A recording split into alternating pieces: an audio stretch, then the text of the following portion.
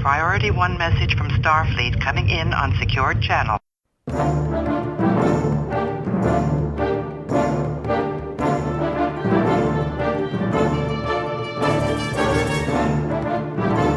You are listening to the TrekRanks podcast, a member of the Tricorder Transmissions Podcast Network. This is episode 68, featuring Abstract Threes. Welcome, Star Trek fans. I am Jim Moorhouse. I am the host of the TrekRanks podcast. And tonight we're doing one of those weird topics. I don't even know what it means. It's the kind of topic you're only going to find here on TrekRanks. We're doing Abstract Threes, and that literally means whatever you want it to be. The topic is just three of a kind, three of something on screen, three of something off screen, three anything, three whatever. Three. It's Abstract Threes. That's what we're doing. We're going to get into it a little bit more in our Diagnostic Cycle in a minute. But before we do that, let's introduce our guests tonight. We have two TrekRanks newcomers to this very weird TrekRanks topic. First up is Brooke Horton, who is an awesome Trekkie that I've interacted with on Twitter a bit and had the good fortune to meet at STLV this past year. Brooke, welcome to TrekRanks. Thank you. It's lovely to be here. I am excited to hear what you have to say about three. I really should drop in some Sesame Street sound bites for three. All right, our second exactly. Our second guest today is another newcomer. He's been featured many times in our temporal causality loop. He's coming to us live from the UK sector, Mr. Geoff Owen. Welcome to the show, Geoff. Thanks very much, Jim. I'm happy to be here. I'm excited to have you guys on. All right, so let's just jump straight into this because we would like to do this with our first-time guests. It's been a while since we've had two first-timers on. So let's hear your quick Trek origin story so everyone gets to know a little bit of how you look at Trek and how you came to Trek. So, Brooke, let's start with you. What's your Trek backstory? So it's a little odd. It starts like a lot of them start, right? Like I used to watch Star Trek with my dad, except I have a terrible memory, and I have a little bit of headcanon here because the conclusion I've come to in the last few years is that a wormhole alien must have possessed the body of my dad for like 2 months in January of 1993, just long enough for me to fall in love with Star Trek, Deep Space Nine, and then like left him with no memory or interest in Star Trek ever again. So I talk to him now and he's like, we watch the what now? It's like the guy with the ears. And so it's like it never happened for him. But like in my memory, this was this like magical thing that my dad and I watched together. And whatever, I'll take my headcanon. We'll use the wormhole alien solution. Oh man, that's hilarious. So wait, so you've seen it all then, or? Oh yeah. Yeah. Yes. Yep. Of course. Well, except up until last night, neither Geoff or I had seen the last of the short treks, and I still haven't. But that's right. Yes, that's right. Yep, yes, some of our UK friends have yet to see some of these new short treks, which is a bummer, a massive bummer. All right, Geoff, how about you, man? How did you get into Trek? It's going to sound weird as well. I used to remember coming home from school. My grandmother would be watching Star Trek. And I guess I was so young at the time, I didn't appreciate it that much because I'd always be looking to see when the cartoons would start and things like that. But at some point in the 80s, I must have got into some of the films that had come out because I remember being absolutely nuts when Next Generation started. And I could not wait for BBC to start showing that first episode. It took them 3 years to get round to doing it, mine, But yeah, 1990, first episode of Next Generation. From that point on, absolutely hooked. Yeah, it's so funny you say that. It's interesting because everyone's going crazy, rightfully so, right now in this new media age where information's attainable at any point in time. But yeah, back then you had to wait 3 years to get episodes. Yeah, that's crazy. Oh man. Yeah. All right, well, let's get into our TrekRanks recalibration so we can get this show started. What are you recalibrating? Everything. It's a sweeping, a recalibration of all systems. As regular listeners will know by now, general order number one here at the TrekRanks podcast is that we love Trek and we love to rank Trek via some deep dive topics just to get the conversation started. And as our good friend, the Vulcan Master, likes to remind us each week, the main driver for all of our discussion here at the TrekRanks podcast is Infinite diversity. In infinite combinations. no wrong answers. That's right. It's not about being right or definitive in any way. It's just about sharing the things that we love about Trek. So we love it all, from TOS to TNG, straight through to Enterprise and the Kelvin timeline, and now Discovery and short treks. It's all fair game here on the TrekRanks podcast. Black alert. Black alert. And a reminder that this episode of TrekRanks is current through Discovery Season 2 and the latest short treks, The Trouble with Edward.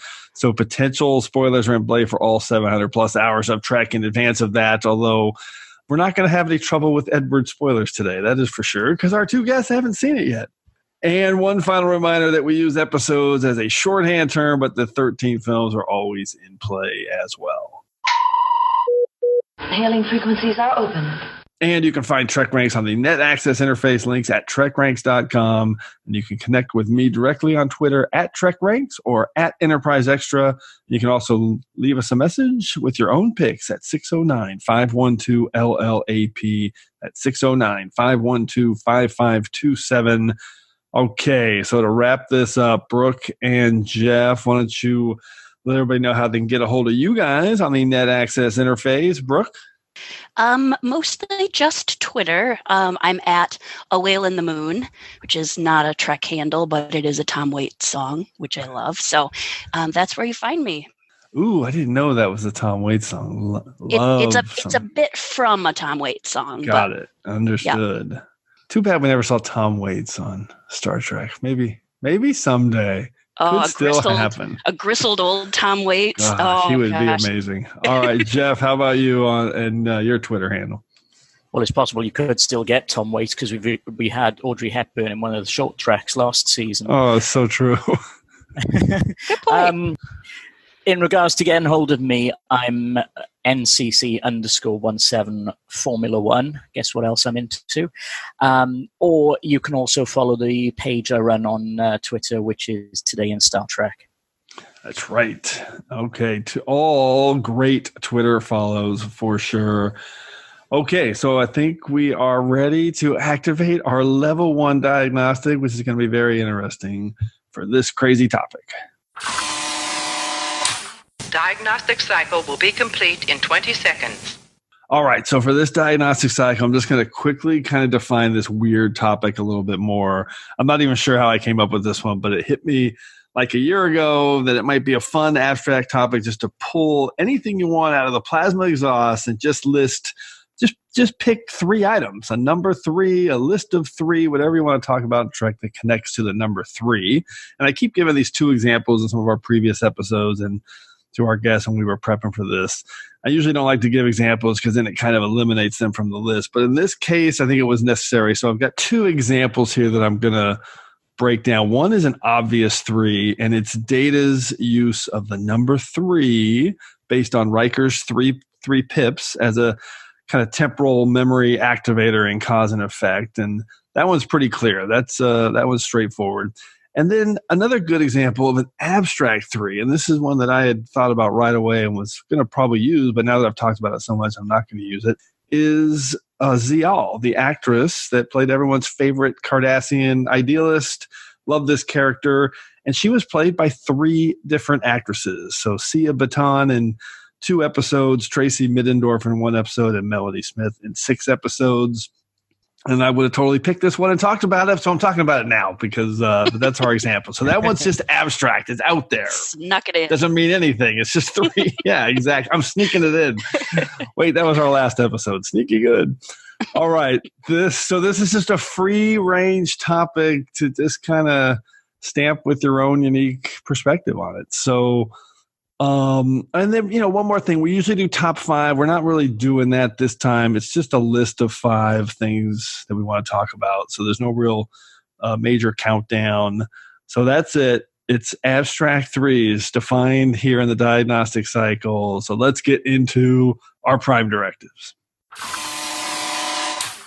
I do not concur with your captain's decision. She's following our Prime Directive. Define Prime Directive. All right, guys, let's figure out how we narrow down our abstract 3 lists. Brooke, let's start with you. What was your Prime Directive for coming up with your list?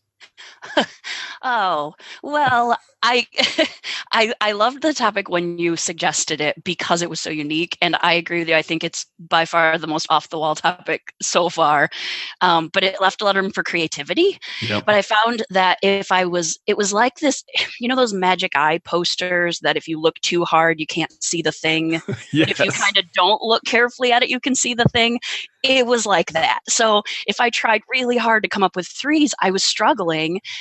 But if I kind of just let my mind drift over all the hundreds and hundreds of hours, and things started to kind of pop up, but they're very random, and I kind of wish I could go back in time 20 years to my past self and say, like, okay, Jim's gonna call you in 2019, watch for 3s and write it somewhere.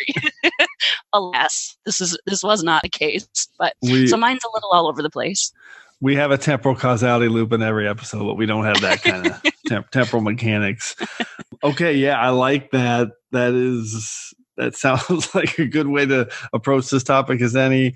Geoff, how about you, man? I've got to be honest, when you first said about it, I thought 3s, and I was sat there looking at your Twitter for a while going, what? What is he talking about? But something I was thinking about as well was, oh, come on, it'd be easier to find instances of 47 rather than instances of 3. Right.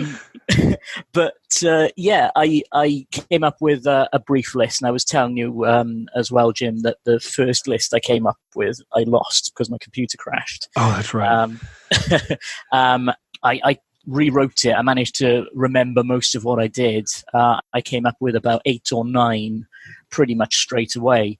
And then last night I was thinking, right, okay, I've got the list sorted. Let's just see what else I can come up with. And I came up with another 10 straight off the bat. Wow. But some of them have ended up being switched around. But you'll hear the other ones later on in secondary systems anyway. All right. That is great. Well, right before we started, Brooke was saying something about like not even really having a good feel for the Prime Directive. And I went, you know what? I don't even think I did notes for a Prime Directive. And I'm looking at my notes. I didn't. The only thing I thought of was trying to not have the same thing, like the Zial example of 3 actors or 3 this. So I tried to just have a little bit of variety in my picks. But yeah, just brainstormed and came up with a long list and picked the 5 that we want to talk about for abstract 3s, whatever the hell that means. Okay, by the way, let's have third Ramonaclon. That could be an abstract 3. Let's have third Ramonaclon introduce us to the order of things. I am a Jem'Hadar. He is a Vorta. It is the order of things. Thank you, third Ramonaclon. I did not pick you. Sorry in advance. I was so close to picking him. I figured. I thought somebody might, but I figured it would be a little too obvious. All right, let's recap how we're going to go through the order of things. First, each of us will reveal our 5-word summary and a hashtag to tease our pick. Then we'll reveal our abstract 3 selection and the specific episode that we're highlighting as part of that pick. And we'll talk about why it made our list. And then we'll, at the end of this section, we'll get a few secondary system selections for the picks that just missed our list. And if we have any duplicates, make sure you listen for the Defiant Torpedoes. Okay, Brooke, let's kick this off with you. It's crazy TrekRanks time, and you're first up. What's your round 5 pick for an abstract 3 in Trek? So my 5 words are go back, remember the curse. And my hashtag is very bad poetry, Captain. Oh my God. And my first 3 is the 3 witches in the episode Cat's Paw. Because oh my God, this is already the best topic in TrekRanks history. Go back. By the way, that is terrifying. Those witches are terrifying. Okay, please continue. The practical effects and the era that they were done in, I love it. I love it. So good. So I know that this isn't considered to be one of the high points of the original series, but I have to say, for me, I completely adore holiday episodes of TV shows that I love. So when the Doctor Who, franchise decided to start doing Christmas episodes, it was like, it was just the best, right? So I love to celebrate a holiday by watching my favorite characters observe these holidays. But for me, the bar is set, to be clear, at things like, Halloweeny Pete and Pete episode and like the Headless Horseman and Murder, She Wrote. So I don't want scary and I don't want to be depressed about like the depravity of human nature. I want like spooky and eerie and fun. And that's totally Cat's Paw. It's got witches, it's got trapdoors, it's got dungeons, it's got skeletons. It's got a big black cat. Yes, and then this big black cat that totally steals the show. And it's like kudos to the ambitious, sons of bitches that were brave enough to try to direct a cat on screen. Because as Jim and I both know, like you can't really get a cat to do anything that you want them to do. No, you definitely can't. So I have to say my favorite scene is toward the end when the cat grows to be like the cat of unusual size and it's running down the hallway, but it's obviously like a tiny hallway and a normal sized cat. And they're obviously just getting the cat to sprint through, because that's all you can get a cat to do is maybe run. And I love it. It's such a wonderful scene. They call out Halloween. I mean, it's cheesy, but it's fun. And I can watch it every year and just still be delighted by it. And I feel like if you need Star Trek to make you feel something, to, consider it to be good Star Trek, I really do feel for Korob. I mean, he's completely abandoned and dismissed. And then at the very end, when you see these little sad, like vulnerable pipe cleaner aliens and they just wilt and die. I mean, like it cuts me to the heart when I see that. So those aliens live in my nightmares. Ever since I was a kid. I talk about it all the time. They are the creepiest thing ever. But it's so sad when they die. It's so sad. It's actually so sad. Yeah. I'll talk about that in a second. Jeff, what's your take on Cat's Paw? This is a fantastic pick. I'll be honest, I haven't seen Cat's Paw in a while, but there are certain moments in that episode that just will stay with you forever. Yes. As you said, the three witches themselves, the giant cat, the pipe cleaner aliens. But the one that I always think of is Kirk manacled up in the dungeon. And he looks across and sees a skeleton. And he copies the pose of the skeleton. Yeah. And by the way, that skeleton is straight out of the box in kind of the back room at the Desilu. I mean, it's just the cheapest look. It's hilarious. That's an amazing pick. So I'll just say that everyone knows how big a fan I am of 5 Year Mission, the amazing Star Trek band. Go listen to the song Cat's Paw, and you will understand the emotion of Korob and his betrayal by Sylvia. Oh, it's just such an excellent song. Makes me appreciate. My favorite. Yeah, it's number 2 on TrekRanks.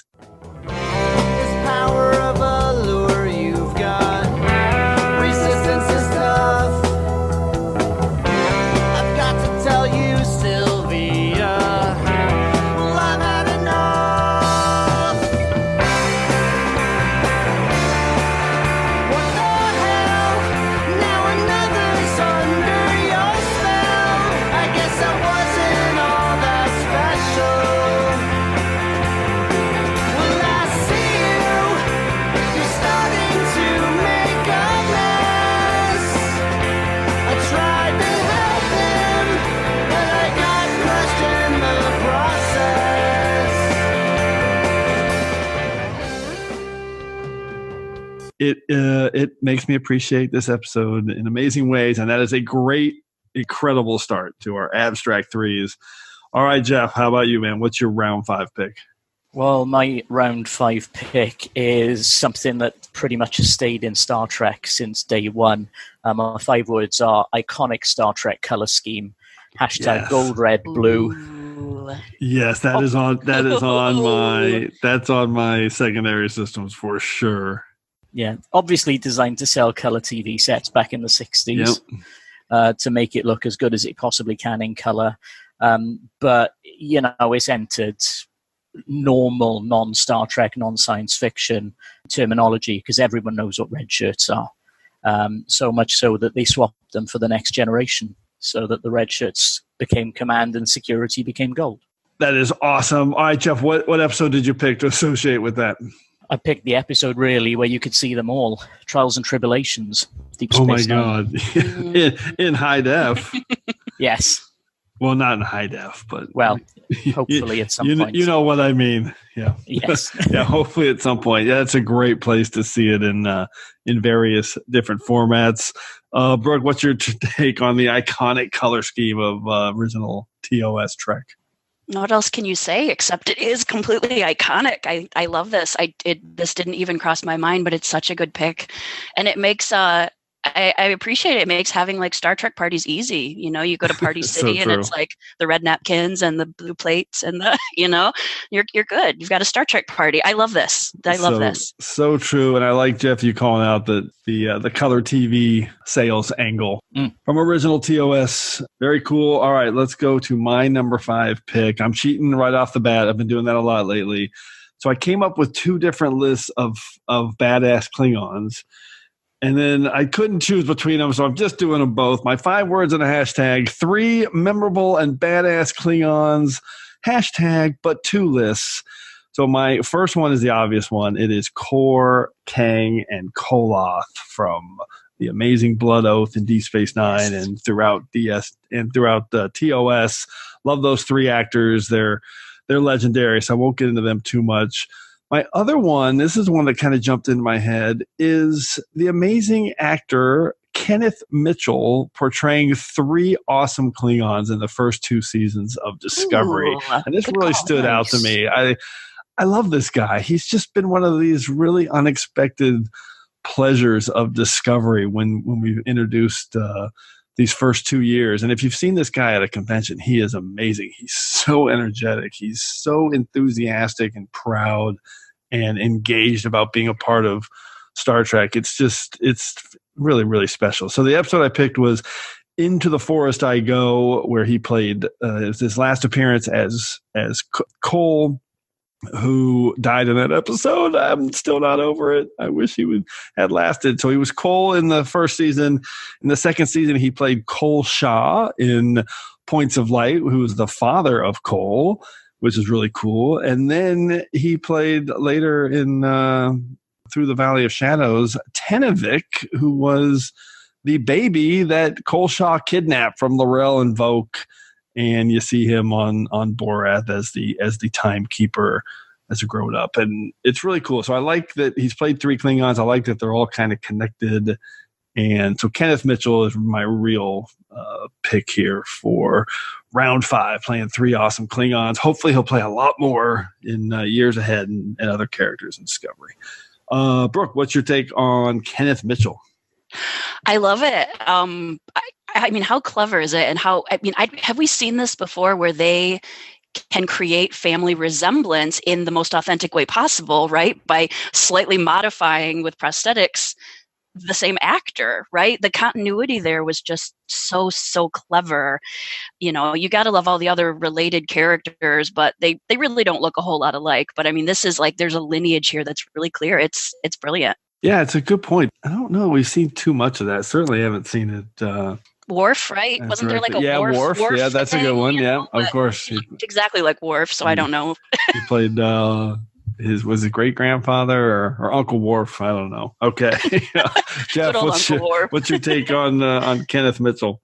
Kenneth Mitchell, what a great actor, and as you said, he seems absolutely genuine, a nice guy. I have yet to meet him at a convention, but hopefully I'll get a chance at some point because, as you say, he's very energetic, very enthusiastic. And I heard an interview with him before, and he just couldn't wait for people to see him in Through the Valley of Shadows. So yeah, very, very, very interesting and very good pick. By the way, your other pick as well was one of the picks I'd lost when the computer crashed. That's right. Yeah, I was going to put them in secondary systems, but I said, no, I'm going to slide them in here because the hashtag worked for both. Three memorable and badass Klingons. Well, and Jim, that was like my favorite rainy day marathon, right? Because that's right. That's right. I forgot about that. Yeah, you did the Korg Gang and Koloth marathon. That was great. All right, let's go to round 4. Brooke, what's your number 4 pick? Okay, my 5 words are, of all the gin joints, hashtag I'd want to walk into theirs. And my 3 is Moogie's boys, Quark, Rom, and Nog, the trio. There's a ton to say about these characters, and admittedly, having just lost Aaron, like they would have been on my list regardless, but it was like, nope, they're for sure staying. There's a ton to say about these characters, and I personally think there's a ton to love about them. I had the advantage of starting with Deep Space Nine because I was 10 when Deep Space Nine started, so I was just the right age. And so that was my first introduction to the Ferengi, so I didn't have the TNG goblins and whips and, all the things that some people struggle with in like the earlier incarnations of the Ferengi. Right. And while it wasn't instant affection for me, because I guess I don't feel like the writers really had their long game vision for these 3 characters until we got a bit deeper, into the first and second seasons. But as these characters started to develop these unique personalities, they stopped being this sort of stereotypical stand-in characters, thieves and money grubbing, and they grew into some of my favorites in just Trek, across the board. And I feel like talking about their story arcs with growth and loss and redemption, and it could be a whole podcast. But I know that some people find the nature of Ferengi culture off-putting, which I think is because we don't want to relate to it. They're capitalists, like, to the nth degree. They're like raised from birth to be misogynists. But part of what I love about the storytelling in Deep Space Nine is that they're so other. So these aren't human characters who know better and are capitalists and misogynists. It's like, it's just their way. And then as they grow and change over the seasons, they kind of emerge out of that innate cultural conditioning and then become something totally better else, Rom marries a woman and he dotes on her and by no means, treats her as subservient, and she wears clothes and as far as we know doesn't choose food. Nog, obviously joins Starfleet and as we see his journey before and in Starfleet, he embodies every ounce of the service and self-sacrifice that Starfleet kind of demands and stands for. Obviously through, the siege of AR, I never remember the number, and then, 558. Thank you. And it's only a paper removal. He puts it all on the line, and that is so not Ferengi, right? It's not self-serving. And then I love that we get Quark, who in the end is still super very much Quark, but I think he kind of needed to be, but he's still, despite the fact that it's still Prophet and it's still the bar, he makes so many wonderful relationships that like you can't deny that he is so much more of a deep character when we reach the end than he was when we met him in Emissary. Well, you defined it so well because it's the layers that all 3 of these characters have added to Ferengis and the depth, and you're right, those 2 came around, and Quark comes around his own way, but he's also still very Ferengi. He's still about that, even though there, you see, I don't want to say humanity or heart of gold because it's too much of a cliche, because he's still gonna rob you blind if he feels like that's the right execution for a Ferengi. So, but he never projected anything else, right? Right, right. He never fit. Yeah, that's right. What episode did you pick to associate with that? Obviously, I'm really dwelling on arcs, which makes it a little hard to pick an episode, but I did pick a favorite of mine, which is Little Green Men, because, it's their ultimate, like, buddy road trip. Yeah, that's perfect. And Quark finally seems to get somewhere in this episode. He's got Quark's treasure, it's his little pod ship, and I love the Roswell connection. And if you're just a general sci-fi nerd, like, how do you not love that, they decided to make these Deep Space Nine characters part of our whole, like, sci-fi mythos, Yep. So. Super fun. All right, Geoff, how about you? What's your take on these 3 iconic Ferengis? All I can say, Jim, is fire those photon torpedoes, because that's my number 4 pick as well. That's amazing. Yes. All right. So what's your take? What episode did you pick, and what's your 5 words? 5 words, the best family in Trek. Hashtag Ferengi family values. I love it. And I also picked Little Green Men as well. Oh, that's so great. I love we didn't it. talk about this. We didn't talk about this. Yeah. No, we purposefully stayed off this conversation all night. Yeah, what I was going to say is that it was one of the first things I thought of, and obviously considering we lost Aaron, it never moved out of my top 5. It's always been in there. And yeah, I can't really add anything more because Brooke has pretty much said everything I was going to say. The only thing I would say is that Rom obviously got his career progression as well, because he moved out of Quark's Bar. He ended up working for O'Brien, worked in station engineering, and of course ended up as the Nagus. That's so great. That's amazing. Well, let's close out round 4. Mine is it's not the Ferengi trio, but it is driven by Mr. Quark. So my 5 words and a hashtag: 3 major villains define DS9 hashtag, but not the 3 you're thinking of. So this is my most esoteric pick. It's kind of a weird one, but for this one, I was thinking for the longest time I was going to choose the Dominion, which would be an awesome pick with the 3 races that make up the Dominion, the Founders, Jem'Hadar, and the Vorta. But I went a little deeper because I was rewatching Way of the Warrior a few weeks ago, and there was this great quote from Quark, and it got me thinking about how much they accomplished in Deep Space Nine. And his quote is, "First it was the Cardassians, then it was the Dominion, now it's the Klingons." And I just love that because it really made me think about the encapsulation of the depth of the storytelling in Deep Space Nine, that they were able to get into all 3 of those amazing deep storylines so heavily by the start of the 4th season. Really, really cool. And, the Dominion and the Cardassian stuff obviously become kind of the crux of Deep Space Nine in seasons, 5, 6, and 7. But I'm telling you, if you take a poll of 2-parters, everyone picks The Way of the Warrior. It's just an all-time classic and fun with the Klingons. So my little Quark quote was my driver for my abstract 3. I don't even know how to define it, but that's what I'm going with. Brooke, what's your take on that one? I love it. And I love your quote. I mean, the quote is perfect. Quote's perfect. And I think Geoff and I did establish that our favorite of all the series is Deep Space Nine. And I know you're a big Deep Space Nine guy. So I felt like it was probably going to be pretty well represented today. So I'm glad to see it. Well, it's a clean sweep in round 4 here. Geoff, any quick take on Way of the Warrior and Cardassians, Dominion, and Klingons? I love it. I did not think of that at all, but it is absolutely perfect. And Quark's quote just sums it up perfectly. Yeah, it's definitely my most kind of esoteric, abstract, non-tangible pick. So, okay, let's go to the soup round and our number 3 picks for abstract 3s. Brooke, what do you got? Okay, I wish I could have come up with soup in 3, but so 5 words. Feeling naughty, take it off. And my hashtag is chirp chirp. Got any guesses? What is this? I have no idea. All right.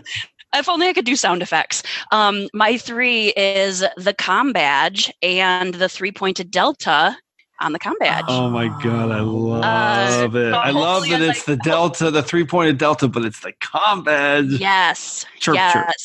Okay, so feeling naughty, take it off, right? So this is like the crux of what I wanted to talk about. So every time, I love this. I know exactly what you're going to say.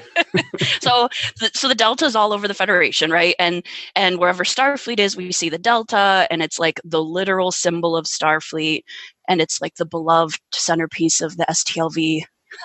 Now I'm getting nostalgic. Yes. The STLV foyer, and so obviously the comm badge bears this delta, and so when someone sees someone wearing it, obviously communicates Starfleet to them. But I had to dig a little bit deeper into the comm badge, and as it's used on screen, I kind of feel like it shows us not just like the literal representation of Starfleet, but like the spirit of the member of Starfleet that's wearing it. Because, like, think to the episodes when things are super dire and you've got a Starfleet officer, like, trapped in a deteriorating situation on a planet, and they're there with a civilian, and they need an emergency beam out, longest sentence ever. And what do? They take off their comm badge, and they pin it on the civilian, and they choose to save that person over themselves. And, conveniently and thankfully, they usually get out of it too. But it's that self-sacrifice in that moment that comm badge comes off, and it kind of, it protects someone else. It shows that act. And then on the flip side, what do we have Starfleet officers do when they're prepared to do something that's like totally contrary to Starfleet? Right. They take off their comm badge.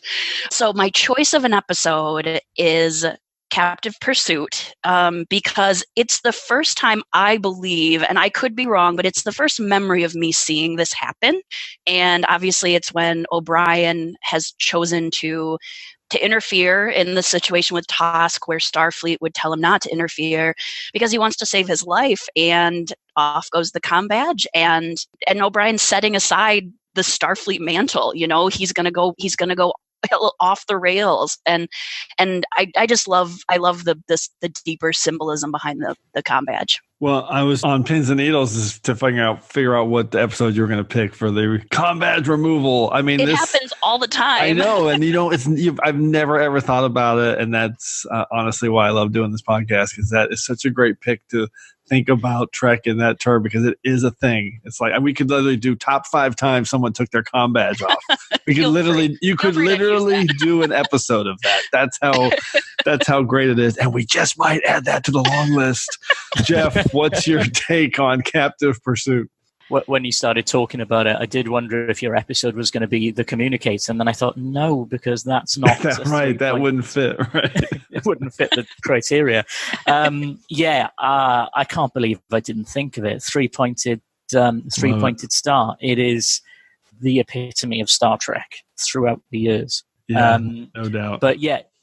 And I love the idea of basically using it so you could put it on someone else and say, yeah, beam them up, so they're taken out of danger. I love that idea. And yeah, there's loads of times that you could see that happen across all of Star Trek.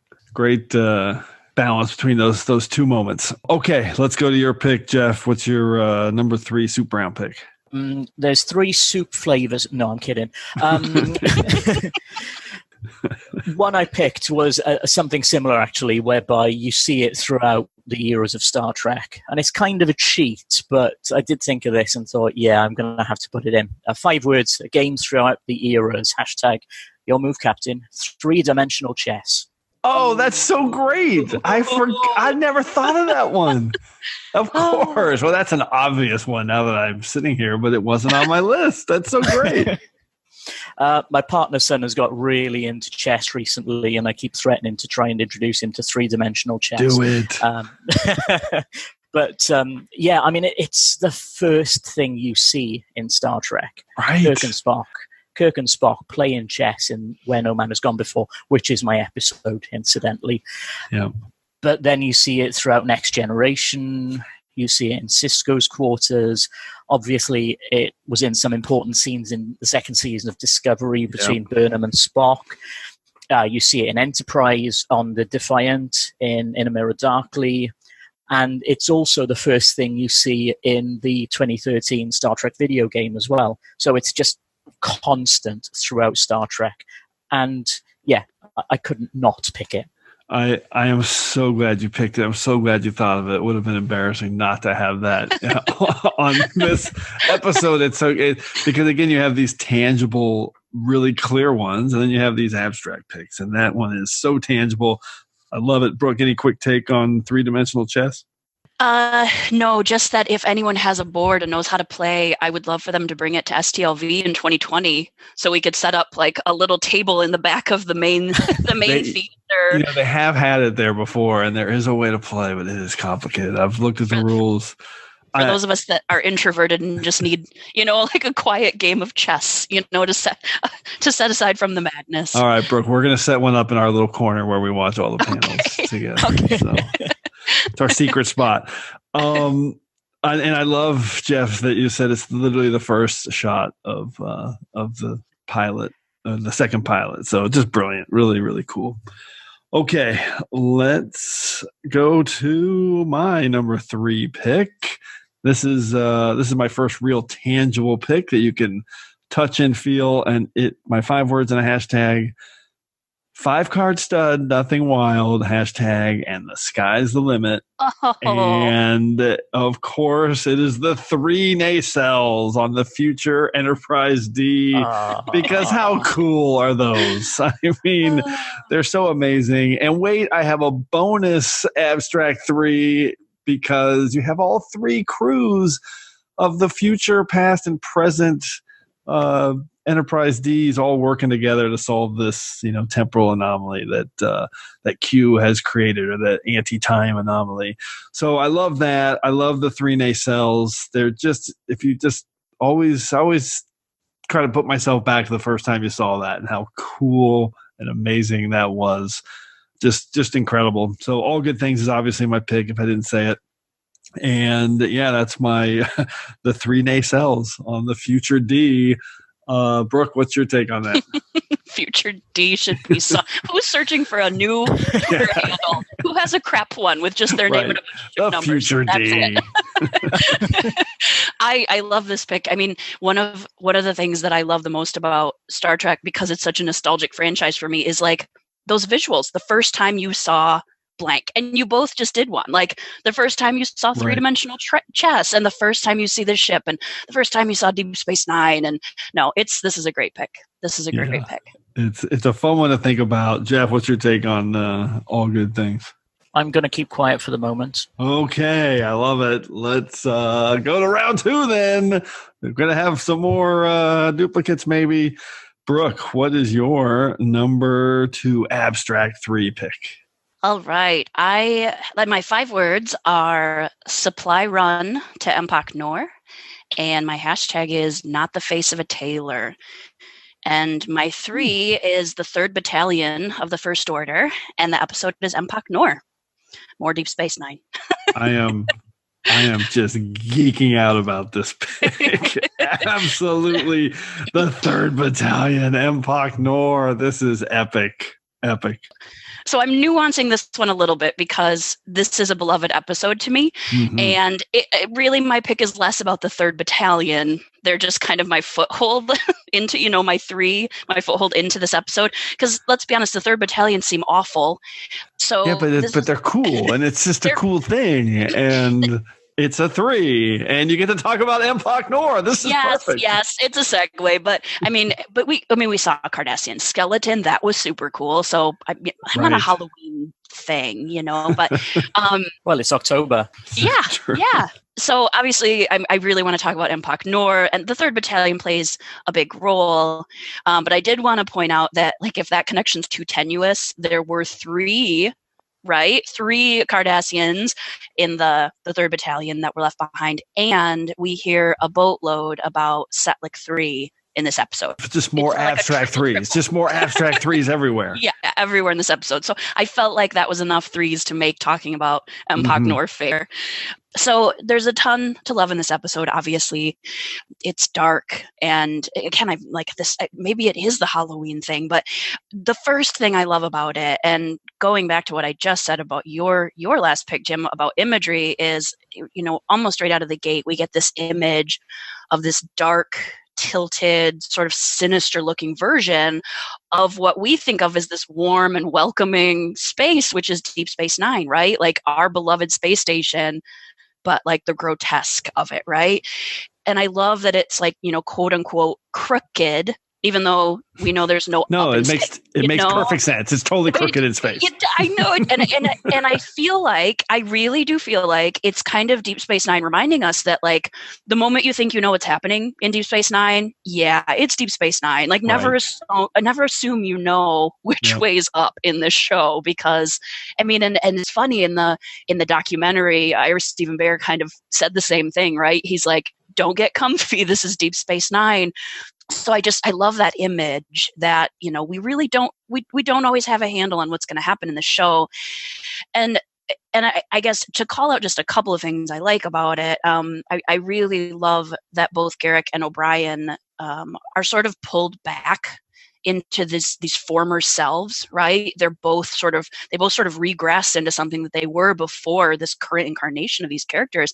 And then it's this chess match of like moves and counter moves all taking place with just great dialogue and just Garrick's just acerbic comments and O'Brien's bluster, and we see O'Brien as a tactician, and then we ultimately get this great standoff on the promenade, which, like, if we're being honest, if you're a Deep Space Nine fan, the promenade is at its most epic when there's a standoff, So cool. which we get a few of. But this is, this one's got, there's boxes everywhere. It's a little less epic, but I mean, it's still so cool. And I have to say, and this is me being a slightly glib, but I have a lot of love for whatever fighting style the Chief and Garrick both sort of default to when they're going to do this hand-to-hand combat, because it's like this tiger claw stance. I don't know if that's a real thing. I kind of love that they both default to it for some weird reason. Oh, it's so great. I have two comments. One, he's an engineer, not a soldier. And two, it wasn't chess they were playing. It was Kotra or something. It was. That's what I meant. It's awesome. Moves and counter moves of that game. I love it. And Geoff, what's your take on the 3rd Battalion in Empok Nor? Kotra. I thought you were going to say Caddiscot for a minute. Or Calto. Or Calto. Ooh, there's a 3. I love it. Caddiscot, Kotra, and Calto. Yeah, and now we're queued up for the alliterative TrekRanks episode that will happen sometime next year. As will board games at some point. Yes. So, all right, let's keep going. All right, Geoff, what's your take? I'm in the middle of a DS9 rewatch at the moment. I haven't got to Empok Nor yet, so my memories are a little hazy. I remember Empok more from the Magnificent Ferengi. Right. But yeah, I do remember the first time you see Empok Nor, and as you say, it's at a slant, and I kind of expected them to dock and find everything at a 45-degree angle inside. It's so fun. But yeah, I guess I'll tell you more when I get round to the rewatch, because I don't have much recent memories of the episode. I'm sorry. No, I'm happy for you though that's coming. I'm glad for you that's on the horizon. It's interesting because I found that to be kind of a not polarizing episode, but some people don't rate it as it's top 20 at TrekRanks Deep Space Nine. So I love it. When you see Garrick just decide to take a coil spanner or something, and just like, no spoilers, no spoilers. Don't ruin it. Okay. Sorry. All right, let's. It's a rewatch, right, Jeff? It's a rewatch. Jeff, I've seen it. I just don't remember. I know. I was only kidding. Geoff, what's your round 2 pick? My number 2 pick, Defiant Torpedoes again, I think. My 5 words, 3 nacelles better than 2. Hashtag, I figured you wouldn't take no for an answer. 3 warp nacelles on the Enterprise D in All Good Things. When we first got this episode, I was a member of a Star Trek club here in South Wales called Kronos One, and we managed to get hold of this episode before it had been shown, and we showed it in one of our club meetings. And the response when the Enterprise appeared, and not just that, it appears from below, completely breaking the whole flat plane thing, comes up through the Klingon ship. Right. And it just completely took our breath away, blew our minds. Of course, it didn't make sense, because at the time we were thinking about the whole, they've got to have even number of warp engines, so why would it have a 3rd one? But it just absolutely looked the business. It rocked. I love that description. I was mesmerized thinking about it. I didn't mention that before. Coming straight up. I'm fired up you picked this. I knew this was a likely possibility for a duplicate because it's so iconic. Brooke, any final comments on the 3 nacelles of All Good Things? Still love it. Fantastic. All right, I will jump into my round 2 pick, and my hashtag, my 5 words in a hashtag actually kind of gives it away if you can make the connection, which I will explain shortly. Yvek connects Trek's extended universe, hashtag classic Cardassian. My episode is Caretaker from Voyager, and my pick is Gol Evek appearing in TNG, Deep Space Nine, and Voyager, all three 24th century episodes within the space of a year. And I've always loved this character. I'm fired up to be able to pick this one. It's one of the first abstract threes I thought of when this topic came up, because I've always thought of him. There's only a few characters that have appeared in all three of those series. There's four to be exact. It's Gol Evek, Quark, Morn, and Q.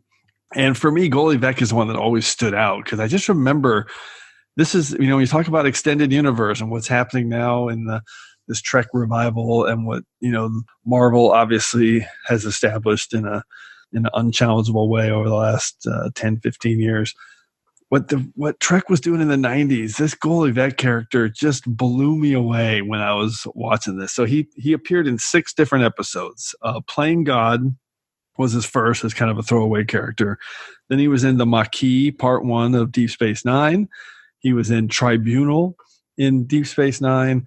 And then he was in TNG's Journey's End and Preemptive Strike, where they were setting up the Maquis, obviously.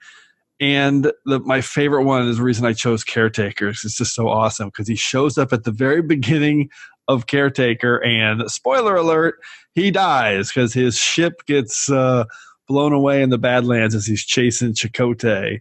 And I just felt like, man, they really did a great job kind of setting this character up, having us connect with him, having him help kind of launch the Maquis storyline and a whole series with Voyager. And then they offed him. It was really great. He was played by Richard Poe, and I just thought he was cool. And this one stood out to me, Gol Evek appearing in all three 24th century series.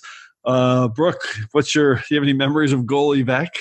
I don't think I do. And I think that's what I love about it, actually, is if you really were going to communicate with the same organizations, multiple times in the same time period, you're going to get the same guy on the phone. You know what I mean? Right. Like multiple times. So it's so clever, actually, rather than just having this infinite, list of dispensable, officers that crop up. Like, this makes a ton of sense. It's a great pick. How about, do you remember him at all, Geoff? I do remember him. Yeah, he's brilliant. Okay, good. Because he is a deep cut. There's a lot of people who don't kind of remember this character, because he's not the focus of anything. He's just kind of always there. Although he's got pretty big parts in Journey's End and the Maquis Part 1 with the Maquis stuff. But yeah, so Geoff, what's your take then on your memories of Gol Evek? I do remember the first time watching through it, and he didn't really stand out as being the same character all the way through. And it was only when I started getting into it, reading the encyclopedia and thinking, oh, wait,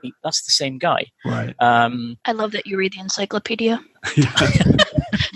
It used to be required reading. But yeah, you'd see it and you think, oh yeah, of course it is the same guy. And then when you watch it again and you see these threads that all tie together across the series. So you see characters like Gulliver, characters like Admiral Nechayev, characters like Q showing up in different Star Trek series, and you think, yeah, it is all one combined universe. Yeah. And I heard an interview with someone who works for the Marvel movies saying that that's pretty much what they wanted to do when they were doing all their combined Marvel Universe movies, was they wanted to look at Star Trek and do it as a whole. Oh yes, this happened, but it happened in another series, or it happened in another movie, but we're still talking about it because it happened in our timeline. Mm-hmm. All connected. And yeah, I think my favorite thing about it is that he's such a subtle character. It's not a bonk bonk over the head. Here's this guy appeared in all three. Just, cause I remember when I first realized it, I was like, that's the same guy. He's been in all. And when he's at the beginning of Voyager, exciting. Okay, let's end it there. Let's go to our round one picks. Brooke, what is your round one pick for an abstract 3? Okay. I like that this one for me is right after yours. My 5 words? That's wrong. I do bite. Hashtag poor dead Kalar. Oh, yeah. And my choice is the 3 appearances of Kalar in TNG. So, she's in 2, and in the 3rd we see her in a picture, but I'm counting it because I've listened to every episode of TrekRanks, and I want to talk about Kalar because she's amazing. And so we meet her in Emissary, which is, I would have to choose as my episode, because the minute she steps onto the screen, she just owns it. She just has such an energy. And we see her again in Reunion, which is, of course, the episode that we lose her in.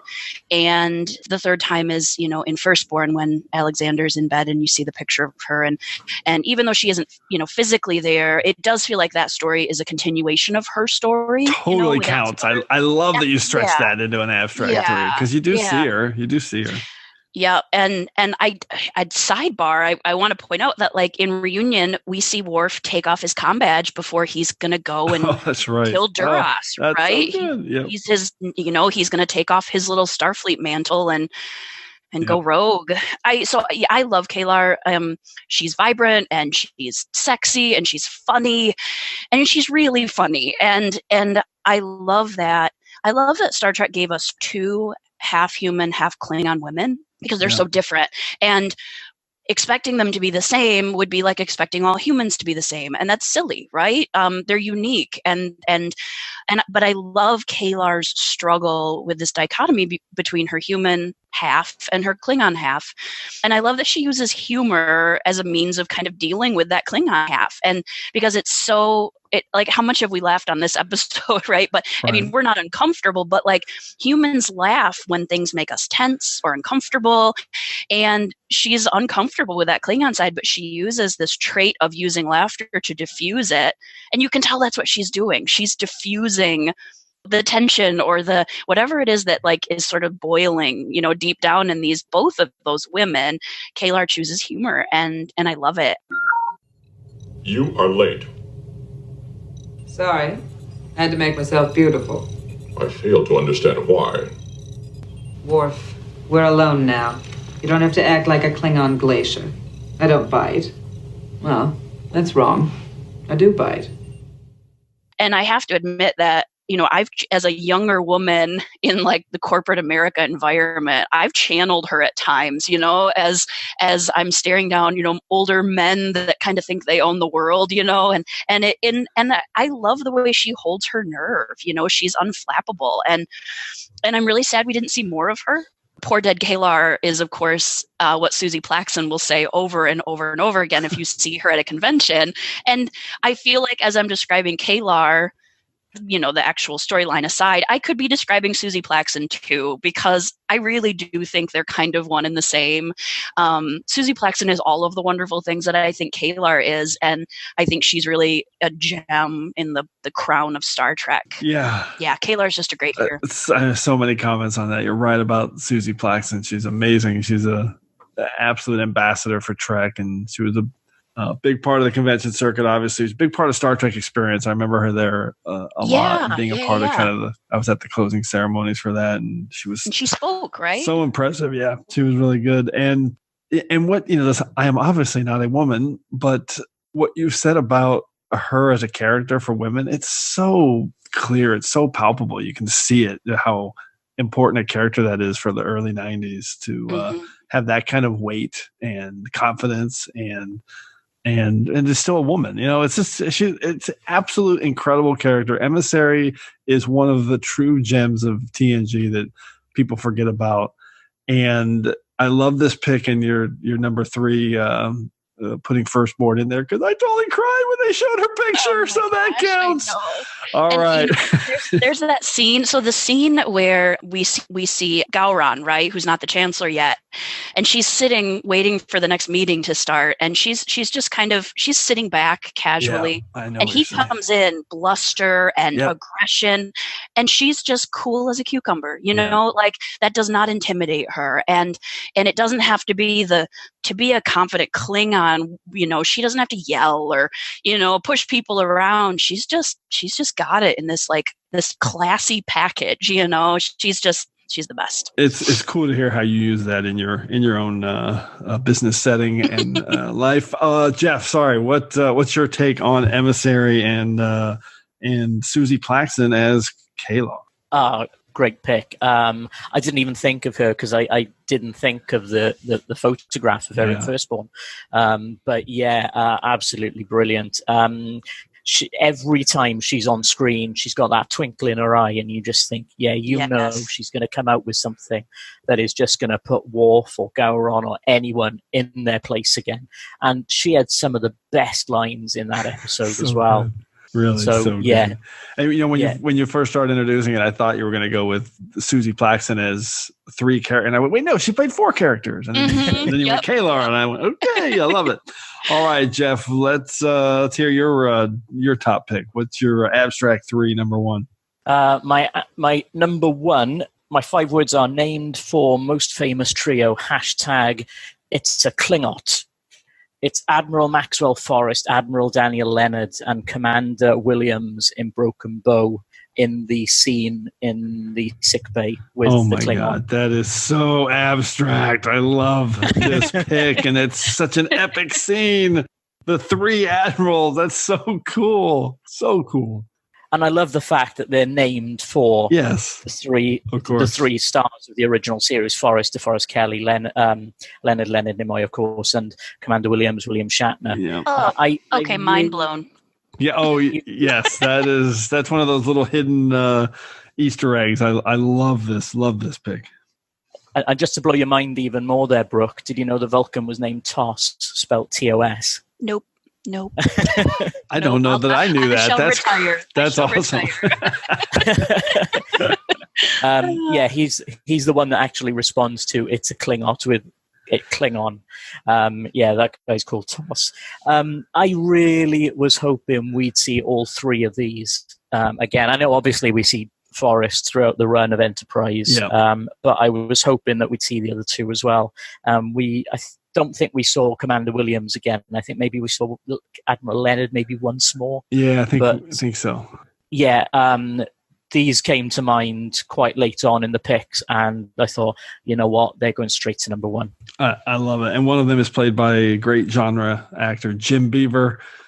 Yes. So I love this pick. I love that scene. It comes up a lot on TrekRanks. It's my favorite pilot, and man, that is a real deep cut, awesome abstract 3. So, Brooke, you're just learning this for the first time? I was going to say, you just get a Vulcan salute from me, because obviously this is not something I'd even noticed. So, well done. So cool. So cool. All right, well, let's close it out. Mine is a pretty well-known one, I think, from if you're Trekkie enough to be listening to a podcast called TrekRanks. So it's not quite a duplicate. Maybe we'll give like one little phaser blast, because Brooke just mentioned this in one of her picks.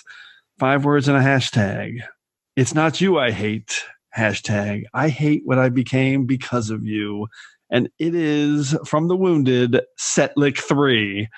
I love Setlik 3. Yes. I mean, the very first time I ever heard the words Setlik 3 uttered by the great Chief Miles O'Brien, I've always wanted to know everything about it. It just sounds like a cool place with amazing stories to tell. And it's definitely one of the first things I thought of when this topic came up. So there are about 4 or 5 pretty cool references to Setlik 3 throughout Trek, and they started with The Wounded, which was my pick, when O'Brien's talking about when he was his service there, and how he views Cardassians. And then he also mentioned it in the Deep Space Nine episode Paradise, when he was talking about working on an escape plan there. And they mentioned it in Tribunal, which we talked about before. And it was in Empok Nor, of course, when Garrick is literally taunting O'Brien as the hero of Setlik 3, and he's just an engineer. Anyway, I love Setlik 3, man. If they were ever going to just pick something out of the thin air to do from Trek history to do a 3-episode miniseries on, for me, I would want Star Trek Setlik 3, because it just sounds cool. Chief, would you like to take on the winner? I'd love to play Kotra against the hero of Setlik 3. What is that supposed to mean? Oh, we all know your distinguished war record. How you led 24 men against the Barika encampment and took out an entire regiment of Cardassians. If you play Kotra with half that brazenness, we'd have quite a match. I'm not a soldier anymore. I'm an engineer. Brooke, what's your take on Setlik 3? No, I like it. It's a great pick. For me, it's always been, in the context of O'Brien, something that's really like deep and buried, and it makes him so much more nuanced, so much more layered as a character. In Empok Nor, Garrick is really using it to needle him. He wants him to attack. He wants him to, like I said, regress. And it's just the mystery of what really happened there with someone as kind as O'Brien is, man. Yeah, the mystery that they leave dangling there is great. That's cool. It really is kind of deep inside him, for sure. What that mystery. Geoff, how about you on Setlick 3? It's a great word, isn't it? It is. It's so cool. I can tell by the way the amount of times you're saying it. But yeah, it's one of the few times I think I remember Star Trek ever dealing with racism, because obviously you see what O'Brien's reaction is to the Cardassians. And, his admission is like, I got nothing against you. As you said, it's what I became because of you. It's just a superb episode. And I think it opened a lot of fans' eyes to how good a character O'Brien was going to be. Yeah, it really did pave his way to join Deep Space Nine. And when we do top 5 Trek words, because that is on the long list, it's going to be right there with the Galorndon Core. On my list. So, and Stembles. So many options. All right, let's rattle off some secondary systems picks here. Brooke, what's on your list?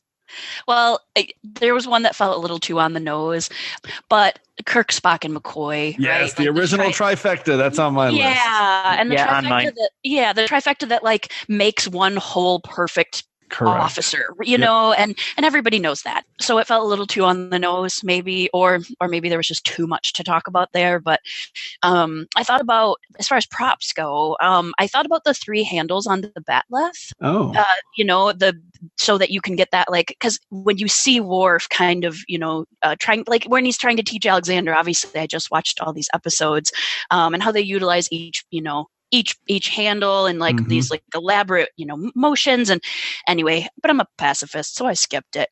That's a great abstract 3. And, the one I thought that you might have a use for is, Mr. Eric's and his 3 arms and 3 legs. Oh, yes. The one that just comes straight out of the middle of his chest.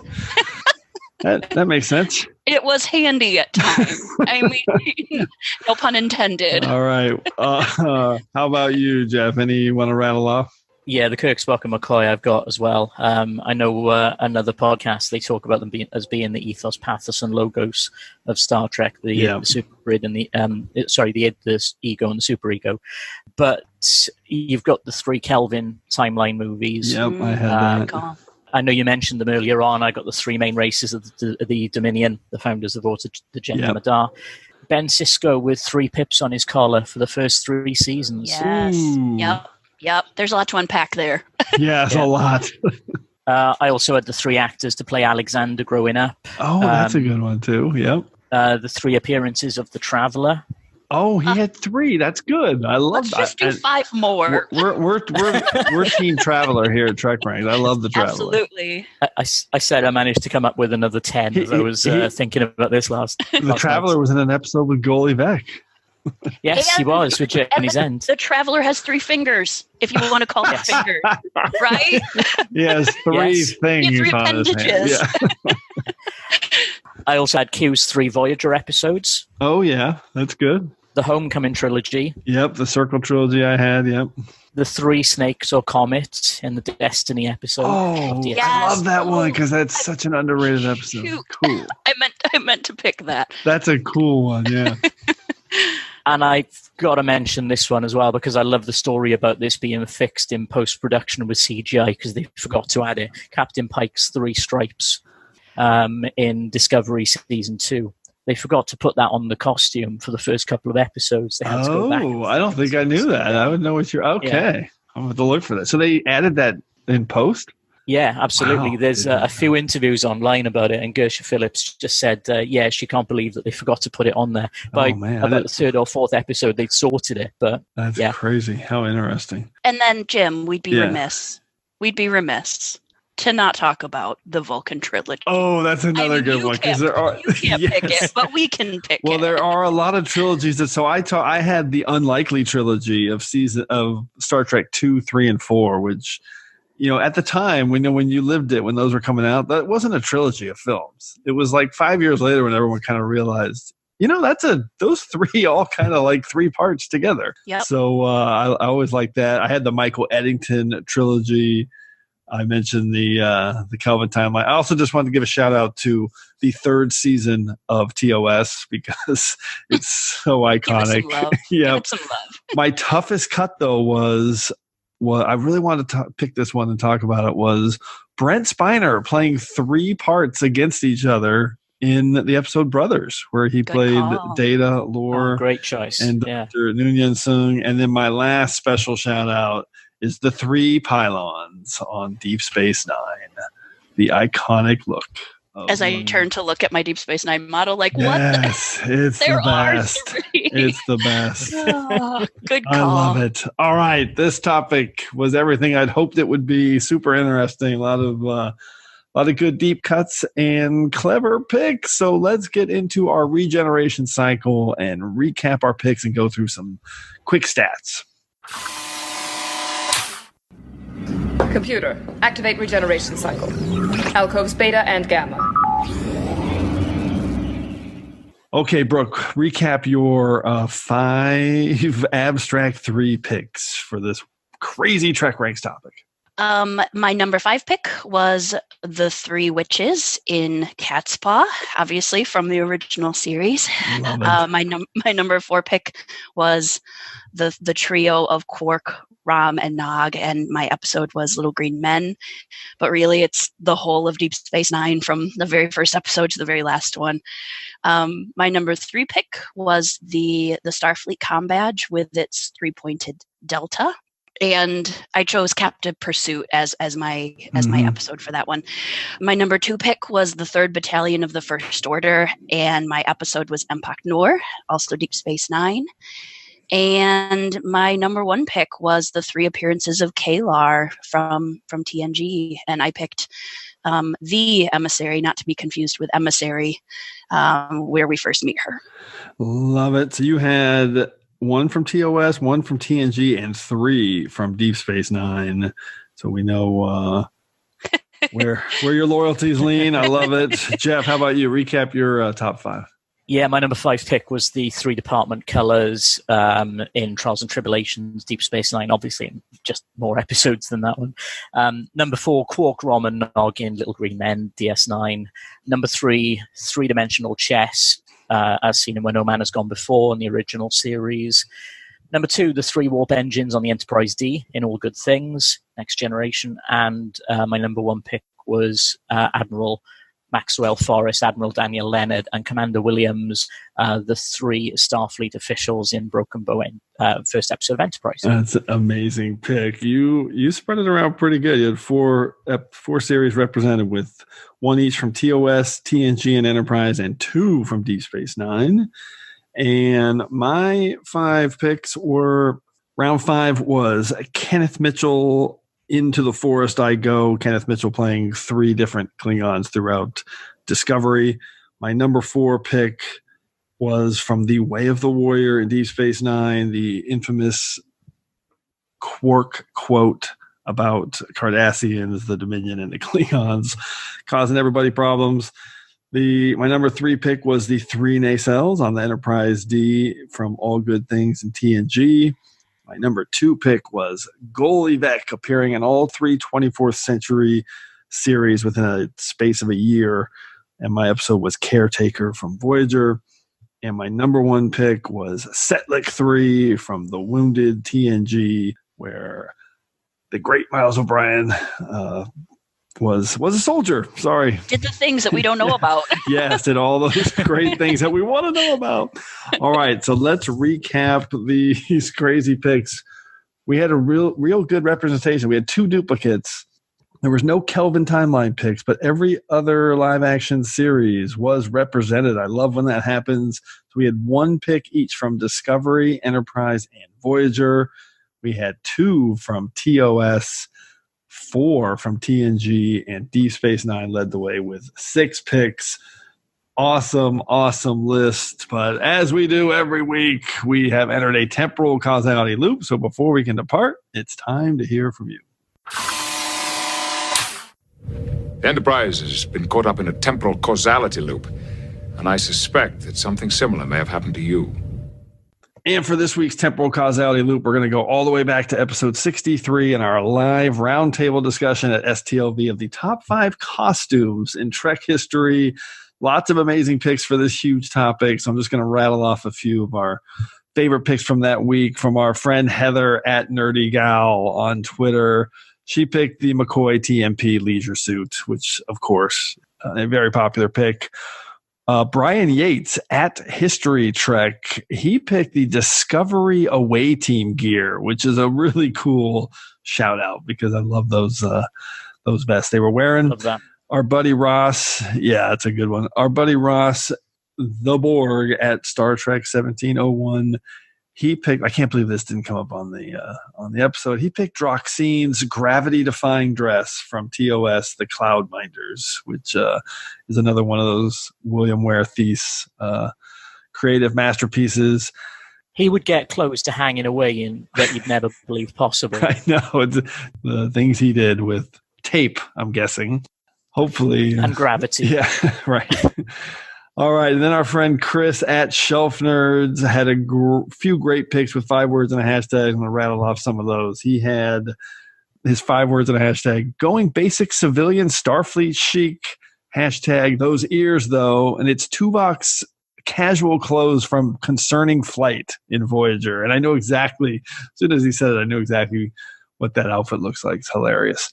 He also had Picard's loose V-neck obsession, hashtag this is how you Shakespeare, from Picard's shirt in Family.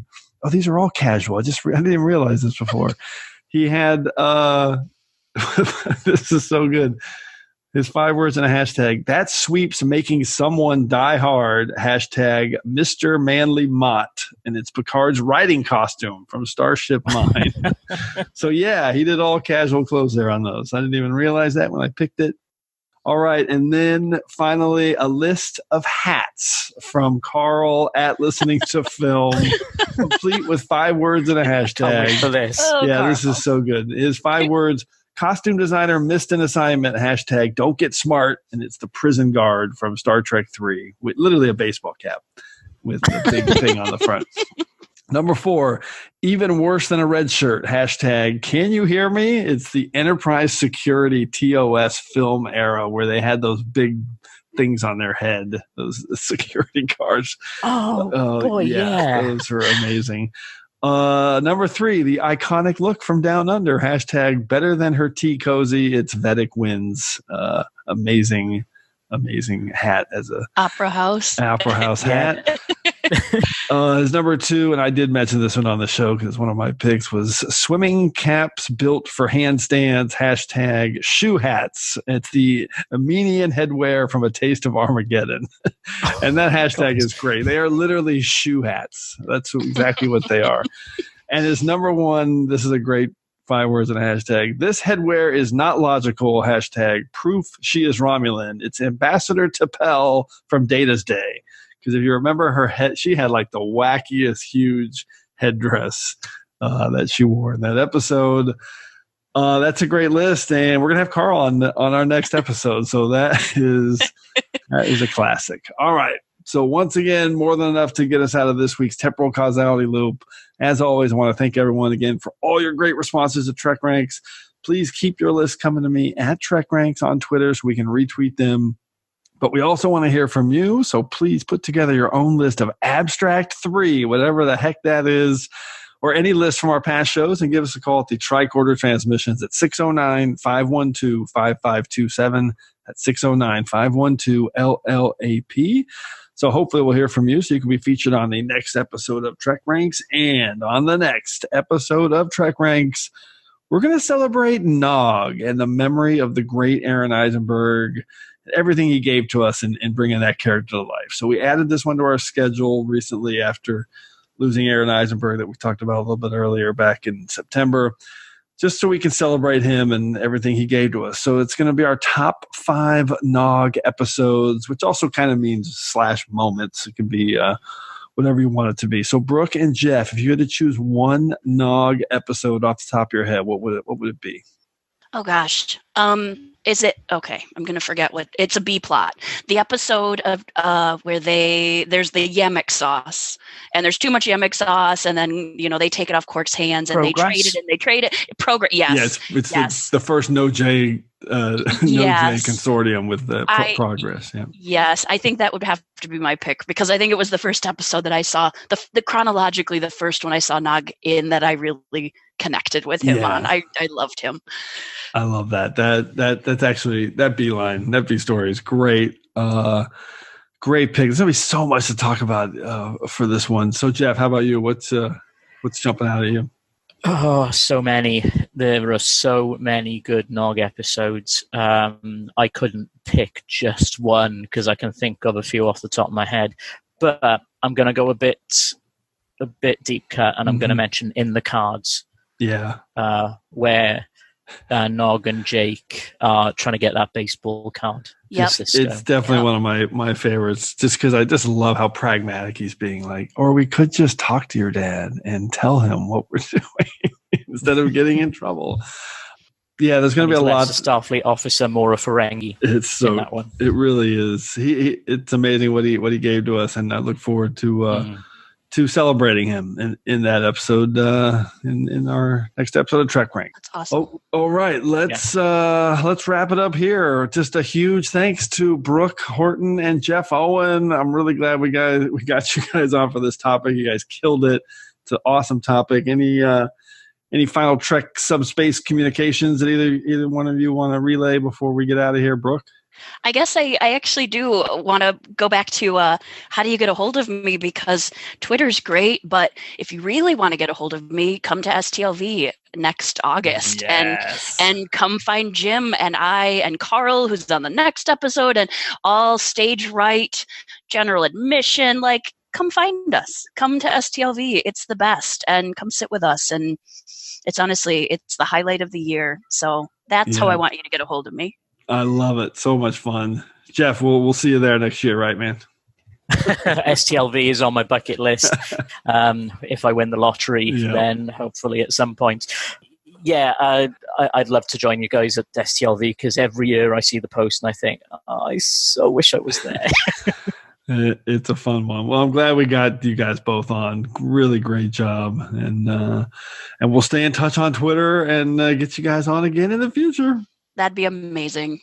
Awesome. Love to. Can't wait. All right. Well, thanks again, everyone, for engaging with us here on episode 68 of the Trek Ranks podcast. As always, I want to close by saying I'm looking forward to standing with you again here in this place where I belong. Now what? Well, I can't be sure, of course, but my guess would be Klingons. The Klingons! First it was the Cardassians. Then it was the Dominion.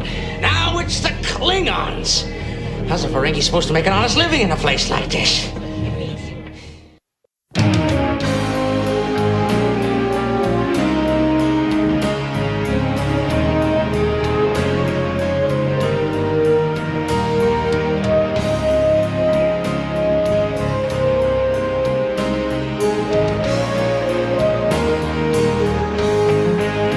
Just want to remind everyone again that the entire Trek Ranks catalog is available for you to download and listen to at TrekRanks.com and on your podcast player of choice. Our episodes never get carbon dated, so check out the topics you've missed and maybe just want to listen to again over at TrekRanks.com. And a reminder to check out our friends 5-Year Mission at 5yearmission.net. They're writing a song for every episode of Star Trek, and you won't believe how great their music is. They also have a podcast at the Trek Geeks Network, so seek them out. You won't regret it.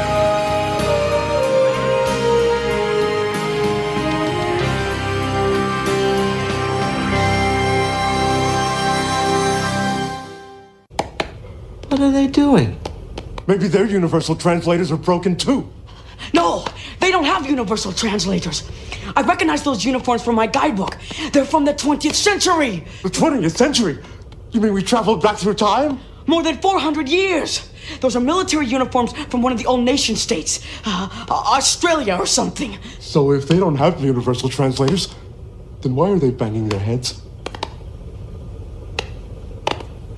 They're just mimicking us. I'd always heard primitive humans lacked intelligence, but I had no idea they were this stupid. They weren't just stupid. They were violent, petty, bigoted, and selfish. And we're stuck here with them. Maybe for the rest of our lives. The three of us and millions of primitive humans. I like those odds.